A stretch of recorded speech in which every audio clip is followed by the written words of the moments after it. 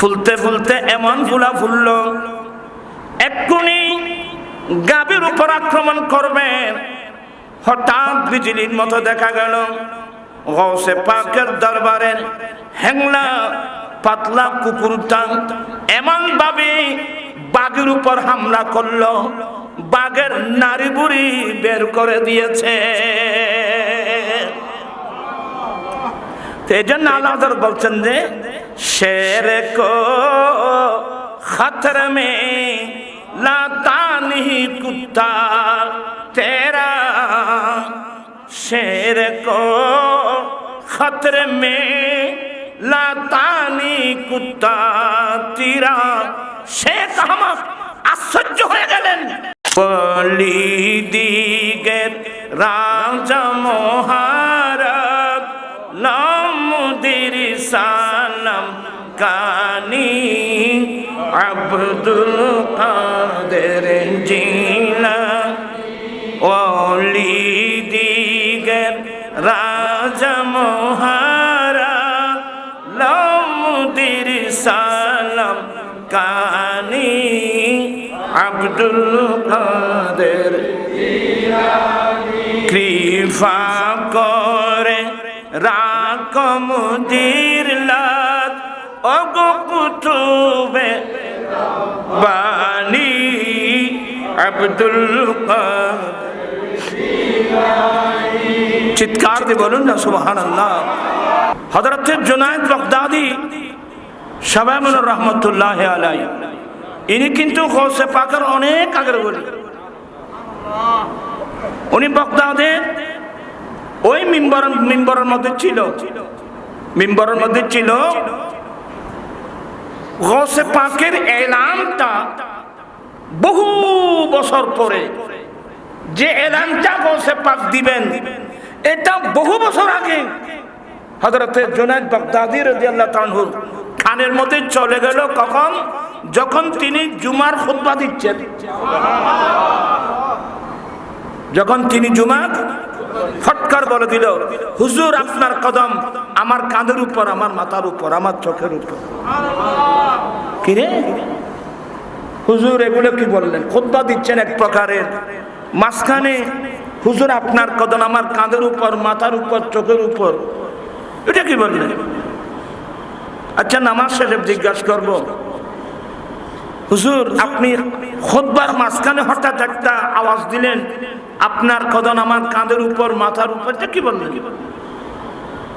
বলে আমার ভক্ত মুরিদ তোমরা বিশ্বাস করো নাই করো, মহান রব্বুল আলামিন এমন একজন ওলি দুনিয়াতে পাঠাবেন, আমার অনেক বছর পরে আল্লাহ তাকে নির্দেশ দিবেন, ইনি ঘোষণা দিবেন আমি ওনার নাম আব্দুল কাদের হবেন। উনি বলবেন কদমি আলা রাগবাতে কুল্লি ওয়ালিল্লাহ, আমি আব্দুল কাদের কদম সমস্ত আউলিয়া কিরামের কাদের উপর। এই আওয়াজটা আমার কানে অনেক বছর আগে এসে গেল, এই জন্য আমি গ্রহণ করে নিলাম। হুজুর আপনার কদম আমার কাঁধের উপর, আমার মাথার উপর।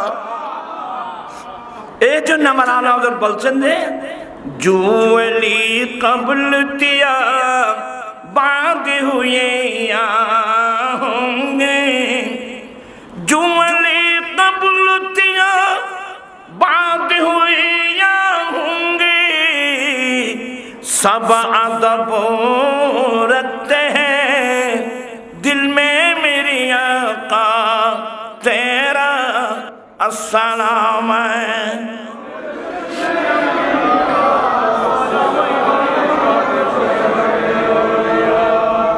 गौसे पाकर खलीफा हजरत सैयदना আলী হাইতি রাহমাতুল্লাহ আলাইহি, উনি হুজুরের মিম্বরের পাশে ছিলেন।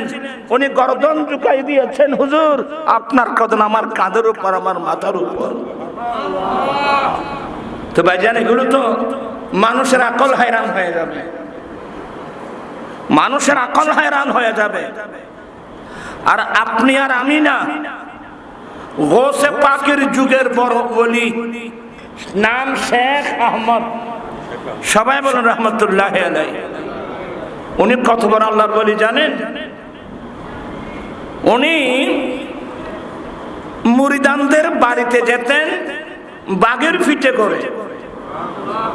দেখেন ওনার গাড়ি হলো কি, ওনার সওয়ারি, ওনার গাড়ি হলো বাঘ, বনের বাঘ, যে বনের বাঘকে আমরা ভয় করি।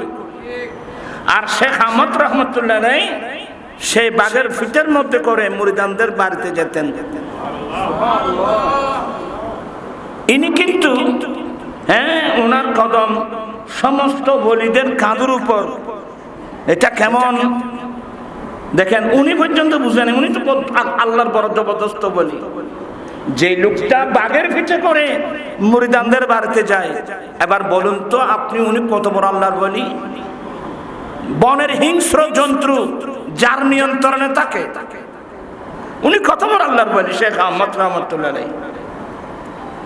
তো উনি এটাকে সহজে মেনে নেন নাই। তো উনি একদম কি করলেন, বলে আমি হুজুরের দরবারের মেহমান হব। একটু মনোযোগ সহকারে শুনেন, এগুলো আপনারা বাহাজাতুল আসরার কিতাবের মধ্যে পাবেন। এখানে একটা মসলা মনে রাখবেন, আমার দয়াল নবীর হাদিস যেভাবে সনদান এসেছে, আউলিয়া ইকরামদের মধ্যে একজন ব্যক্তি গৌসে পাকের প্রত্যেকটা কথা, গৌসে পাকের প্রত্যেকটা কারামত বা সনদ, আন ফুলান আন ফুলান আন ফুলান আন ফুলান বা সনদ, আপনি বাহাজাতুল আসরার কিতাবটা খুলেন, দেখবেন যে গৌসে পাকের প্রত্যেকটা কারামত, গৌসে পাকের প্রত্যেকটা কালাম, কাজকর্ম সনদান মুন্তকাল হয়েছে। সুবহানাল্লাহ আলহামদুলিল্লাহ। এখানে সন্দেহ করার কোনো সুযোগ নাই। আল্লাহু আকবার। আমার ভাইয়েরা, আমি কি বলতে চেয়েছিলাম আপনারা বুঝে আসছে? শেখ আহমদ রহমতুল্লাহ আলাইহি এনার একটা আদর্শ হলো, কেউ যদি ওনাকে দাওয়াত দেয়, তো দাওয়াত দেওয়ার সময় ইনি বলে দিতেন, ভাই আমাকে তো দাওয়াত দিচ্ছ, আমাকে তো তোমরা রুটি মাংস খাওয়াবে, কিন্তু আমার বাঘকেও খাবার দিতে হবে। হুজুর আপনার বাঘের খাবার কি? হয় যে গোটা একটা ছাগল দিতে হবে, অথবা দুম্বা দিতে হবে, অথবা গরু দিতে হবে। উজুর খানার সে মুজুর খানা বাড়ি গিয়ে দিই, কথা বলছেন? এগুলো হলো কি, এগুলা শেখ মুহাক্কিক দেহলভী নকল করছেন, মোল্লা আলী কারি নকল করছেন, আল্লামা জালালউদ্দিন সুয়ুতী জমানার বড় বড় মুহাদ্দিসিন ইকরাম নকল করছেন। গেলেন শেখ আহমদ রহমতুল্লাহ আলাইহি গৌসে পাকের দরবারের মেহমান হলো, বাইরে তাঁবু টাঙলেন। তো খাদেমের মাধ্যমে সংবাদ পাঠিয়েছেন যে আমি হুজুরের দরবারের আজকে মেহমান। কারণ গৌসে পাক ইনি তো হাসানি এবং হুসাইনি উভয় দিক দিয়ে নজিবুত্তর হয় না, আওলাদ রসুল, রসুল করিম সাল্লাল্লাহু আলাইহি ওয়াসাল্লামের আওলাদ। তো খাদেমকে বলছে, হুজুর, হুজুরকে বলবেন আমি হুজুরের দরবারে মেহমান, আমার জন্য তো খাবার পাঠাবেন, মাংস পাঠাবেন, গোস্ত রুটি পাঠাবেন, গোস্ত পাঠাবেন, রুটি পাঠাবেন। তো তো আমার বাঘের খাবার দিতে হবে। তো হুজুর আপনার বাঘের খাবার কি? বলে একটা গোটা একটা ছাগল অথবা গরু। এই খাদেমে গিয়ে হুজুরকে বলতেন, হুজুর আজকে তো আপনার দরবারের জবরদস্ত একজন আল্লাহর ওলি মেহমান হলো, যিনি বাঘের পিঠের মধ্যে সবার করে এদিক সেদিক যাই। এখন উনি আমাকে বলছেন ওনাকে তো আপনি মেহমানদারি করবেন, গোস্ত দিবেন, রুটি দিবেন, কিন্তু ওনার বাঘেরও খাবার আছে। ওনার বাঘের খাবার কি? বলো হুজুর হয়তো একটা ছাগল, আর না হয় একটা গোটা একটা গরু। গৌসে পাক একটু মুস্কি মুস্কি হাসলেন, হ্যাঁ মেহমানদারি করতে হবে না। আমার ভাইয়েরা, খাওয়ার সময় যখন হলো, রুটি গোস্ত পাঠালেন হযরত শেখ আহমদ রহমতুল্লাহ আলাইহির জন্য। হুজুর ওনার বাঘের খাবার আমার গৌসে পাক বলেন তার বাঘের খাবার কি দেব? আমি আব্দুল কাদেরের দরবারে একটা গাভী আছে, যেই গাভীর দুধ আমি পান করি, ঠিক আছে, আমার গাভীটা নিয়ে যাও, আমার গাভীটা নিয়ে যাও। তো ওর খাওয়াদেন একটা গাভীর রশি ধরছেন আর রুটি মাংস রুটি এবং গোশত নিলেন, ওনার তাঁবুর মধ্যে যাচ্ছিলেন। এখন গৌসে পাকের দরবারের একজন হালকা পাতলা কুকুর ছিল, কুকুর। সেই কিভাবে বুঝতে পারলো আল্লাহর কি হুকুম? সেই দুর্বল কুকুরটাও গাভীর পিছনে পিছনে যাচ্ছে। আবার অনেকজনের কুকুরের কথা বললে সে সহজে বিশ্বাস করবে না। এই জন্য একটা ধারণা দিচ্ছি, কোরআন শরীফ একটা সূরা আছে, সূরাতুল কাহাফ। সেই সূরা কাহাফের মধ্যে 7 জন ওলির পাশে একজন কুকুর ছিল, ওই কুকুরের নাম সহ কোরআন শরীফ আছে কিতমির। এগুলো না বললে অনেকজন এগুলো মানে হাস্যকর মনে করবে। ওই কুকুরের কাহিনী আপনাকে জানতে হবে কোরআন শরীফ থেকে। ওয়াকালবুহু কিতমির, আল্লাহ তার নামও রাখছে কিতমির। আচ্ছা যাই হোক, গৌসে পাকের দরবারের একটা হালকা পাতলা কুকুর, সে গাভীর পিছনে পিছনে আস্তে আস্তে যাচ্ছে। আমার ভাইয়েরা যখন তাঁবুর মধ্যে পৌঁছে গেল, হুজুর এই রুটি গোশত আপনার খাবার, আর হুজুর গৌসে পাকের যে একটা গাভী, হুজুর যে গাভীর কি পান করে। তখন কিন্তু ওই যুগে আল্লাহর ওলি বলেন, বড় আলেম বলেন, মুহাদ্দিস বলেন, ওদের ঘরের মধ্যে কি থাকতো? গাভী থাকতো, দুধ পান করা, দুধের জন্য। দুধ অনেক ভালো জিনিস। আমার ভাইয়েরা বলে, হুজুর আপনার বাঘের জন্য হুজুরের গাভী দিয়ে দিয়েছে, এটা হুজুরের গাভী, যে গাভী থেকে হুজুর দুধ পান করেন, এটা দিয়ে দিয়েছেন। শেখ আহমদ রহমতুল্লাহ ইঙ্গিত দিলেন, এবার এটা তোমার খাবার। তো বাঘের একটা ধর্ম হলো স্বাভাবিক অবস্থায় খেতে পারে না, সে ফুলতেছে, ফুলতে ফুলতে এমন ফুলা ফুলল, এক্ষুনি গাভীর উপর আক্রমণ করবেন। হঠাৎ বিজলির মতো দেখা গেল গৌসে পাকের দরবারের হ্যাংলা পাতলা কুকুরটা এমন ভাবে বাঘের উপর হামলা করলো, বাঘের নাড়ি বুড়ি বের করে দিয়েছে। এই জন্য আল্লাহ বলছেন যে শের কো খতর মে লাতানি কুত্তা তেরা, শের কো খতর মে লাতানি কুত্তা তেরা। শেখ আহমদ আশ্চর্য হয়ে গেলেন, ওই দিনে চিনতেছেন আমি কার দরবারে আসলাম, আমি তো মারাত্মক ভুল করেছি, আমি তো গৌসে পাককে চিনি নাই। যে দরবারের একটা হেংলা পাংলা কুকুর পর্যন্ত আমার বাঘের নারী বুড়ো ফেলে দেয়। আরে আমার তো যথেষ্ট বেয়াদবি হয়ে গেল। শেখ আহমদ দৌড়ে গিয়ে গৌসে পাকের কদমে পড়ল, হুজুর আমি বেয়াদবি করেছি, হুজুর আমাকে মাফ করে দেন। তা আমি আপনাদেরকে বুঝাতে চাচ্ছি, বাবা গৌসে পাক এমন একজন ব্যক্তি যাকে সেই যুগের অনেক ওলিরা পর্যন্ত চিনে নেই, অনেক ঘটনার পরে চিনতেছিল। তা আমরা কি বুঝবো? আমরা কি বলেন তো? আমরা তো এনে আব্দুল কাদের জিলানী বলে ফেলতেছি, কিন্তু জামানার বড় বড় মুহাদ্দিসিন, জামানার বড় বড় মুফাসসিরিন ওনার কত আদব করে ওনার নাম দিয়েছেন। এই যে মজমুয়ে সালাওয়াতুর রাসূল কার খাজা আব্দুর রহমান চৌরবি রহমতুল্লাহ আলাইহি, এই মজমুয়ে সালাওয়াতুর রাসূলের মধ্যে গৌসে পাকের কি কি আলকাব ব্যবহার করছেন, আশ্চর্য হয়ে যাবেন। কথা বুঝছেন? 3-4 পাতা শুধু গৌসে পাকের আলকাব লেখা হয়েছে।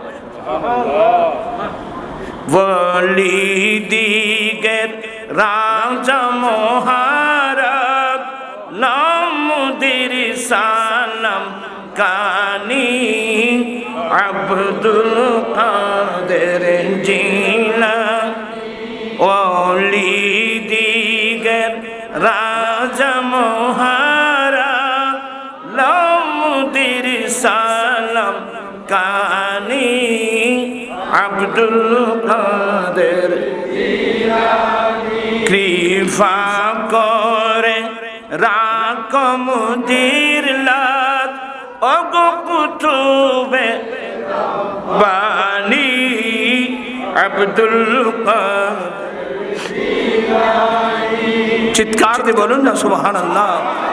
গৌসে পাক এমন একজন ব্যক্তিত্ব, আমাদের উদ্দেশ্য হলো ওনাদের নাম বলে একটু সম্পর্ক স্থাপন করা, একটু সম্পর্ক স্থাপন করা। কারণ আল্লাহ বলেন আল্লাহ খিল্লাউ ইয়াউমাইযিন বা'দুহুম লিবা'দিন আদুওয়ুন ইল্লাল মুত্তাকিন। আল্লাহ বলেন কিয়ামতের কঠিন দিনে এক বন্ধু অপর বন্ধুর শত্রু হয়ে যাবে। কিয়ামতের কঠিন দিনে এক বন্ধু অপর বন্ধুর শত্রু হয়ে যাবে। কিন্তু এক প্রকার বান্দা আছে যারা আমাদের শত্রু হবে না, আমাদের বন্ধু হয়ে কাজ করবে। ওই বান্দাদের নাম হলো মুত্তাকিন। এদের নাম কি? মুত্তাকিন। আল্লাহ বলেন মুত্তাকিন কারা? ইন আউলিয়াউহু ইল্লাল মুত্তাকুন।